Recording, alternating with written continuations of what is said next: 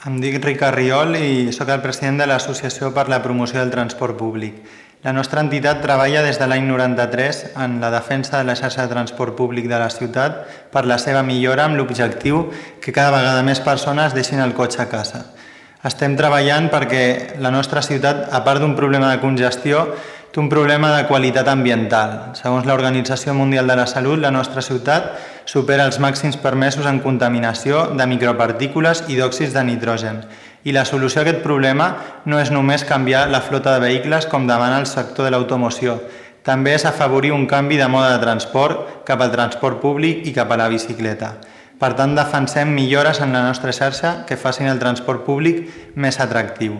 Actualment la ciutat rep cada dia 1.300.000 vehicles des de l'exterior, que és un 25% més dels vehicles que tenim en circulació interna.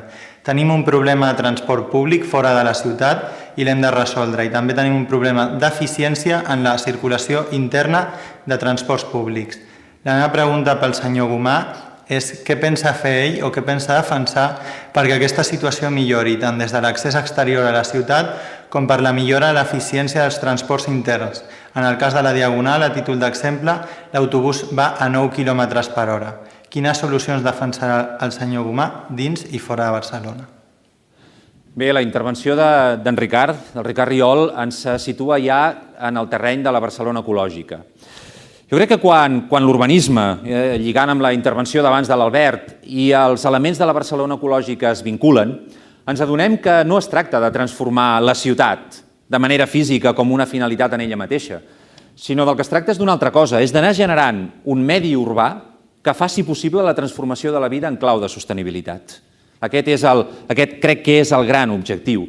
I això implica dues coses, que em sembla que són dues cares de la mateixa moneda. Implica, d'una banda, treballar per una ciutat, per una Barcelona, que faci un exercici permanent de responsabilitat global. Per tant, compromesa amb el futur del planeta, compromesa amb la lluita contra el canvi climàtic, compromesa amb la protecció del clima. Però alhora, una Barcelona que va construint també tots aquells elements que formen part del que podríem anomenar l'ecologisme de la quotidianitat. Una nova manera de moure'ns, de consumir, de relacionar-nos amb l'entorn, de reciclar, d'organitzar els temps a la ciutat. I és veritat que hi ha molts elements que se situen a la cruïlla d'aquest compromís global i aquest ecologisme de la quotidianitat. I un dels elements és la mobilitat. La mobilitat és un element central de construcció d'una Barcelona ecològica. I el Ricard Riol ens planteja molt clarament quins són els dos grans reptes de la mobilitat a Barcelona, la mobilitat externa i la mobilitat en l'interior de la ciutat. Pel que fa a la mobilitat externa, és veritat que ens hem de concentrar en un objectiu fonamental, que és com reduïm aquest 1.300.000 cotxes que en un dia feiner entren i surten de la ciutat. I això només té una solució per nosaltres, que és que la lògica del transport públic i de la mobilitat sostenible es vagi imposant de manera progressiva.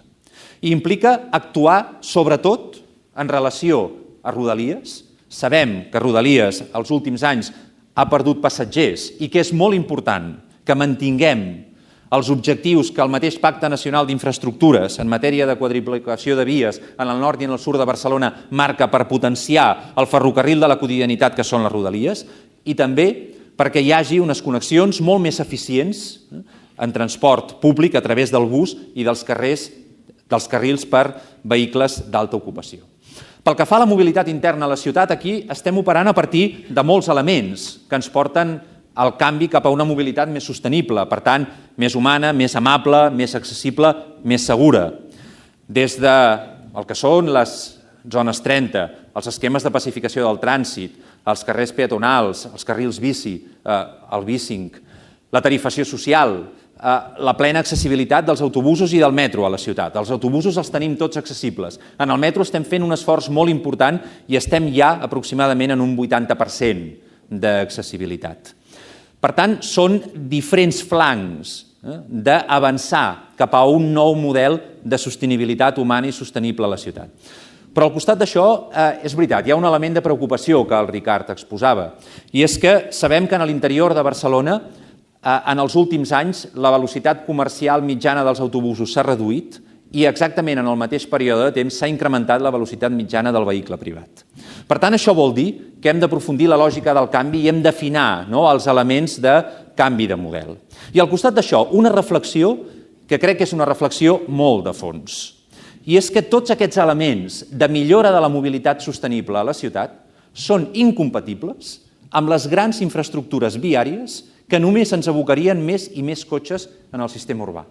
Que és incompatible defensar un esquema de mobilitat sostenible i defensar alhora un nou túnel a Montjuïc, l'ampliació viària dels carrils de les rondes o l'ampliació dels túnels de Vallvidrera. Que no pot ser defensar al matí el carril bici i a la tarda un nou túnel a Montjuïc. No, nosaltres això no ho farem mai. Nosaltres creiem que hem d'estar sempre a favor de defensar tots aquells elements que ens portin a incrementar el caràcter humà, amable, segur, sostenible de la mobilitat a la ciutat. Per tant, millora de la mobilitat, sí. A cop de grans infraestructures viàries, no. De millora de la gestió eficient dels modes de transport, sí. I jo voldria, per acabar aquesta intervenció, comentar el que em sembla que és un procés de transformació de la mobilitat a la ciutat que serà fonamental en els propers mesos i anys, que és la Diagonal. Per què? Perquè això expressa un model de mobilitat i un model de ciutat. El fet que tinguem capacitat per transformar el que avui és la Diagonal, una gran avinguda que és un col·lector de vehicles privats, en un passeig en el que hi hagi tramvia connectat en superfície, en el que hi hagi un nou esquema de mobilitat en autobús, en el que hi hagi una gran intermodalitat, per tant, un pas endavant qualitatiu en la mobilitat pública i sostenible, però que sigui també un espai per la convivència, un espai per generar una activitat econòmica generadora de vincles i de comunitat. Això expressa model de ciutat. I aquesta és una idea que nosaltres hem defensat des de sempre, moltes vegades nosaltres sols, sense ningú que ens donés suport, i que avui crec que és una victòria molt important que això estigui a l'agenda del govern municipal i que sigui ja irreversible el canvi cap a una diagonal de les persones, cap a una diagonal de la convivència, cap a una diagonal de la mobilitat sostenible.